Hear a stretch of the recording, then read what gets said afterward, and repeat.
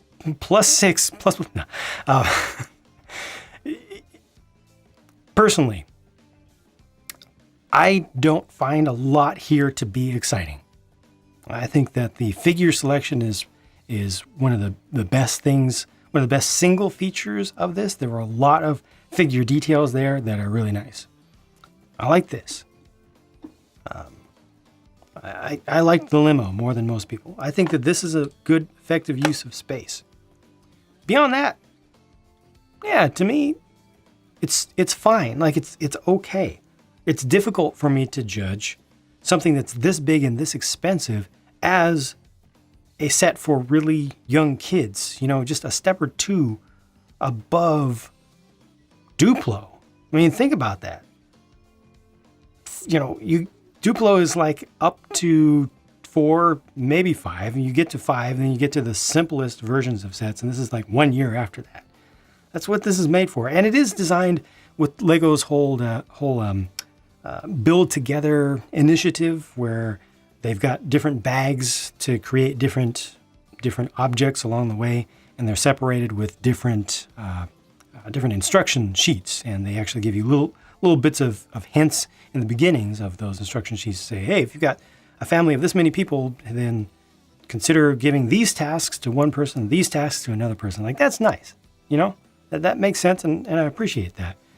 But overall, yeah, it's difficult for me to look at this and get too excited about it. I don't feel like it's a great set, even for the 6+ demographic. Like, there's just nothing here that works really that well. This big major build that a lot of pieces go into, it has height.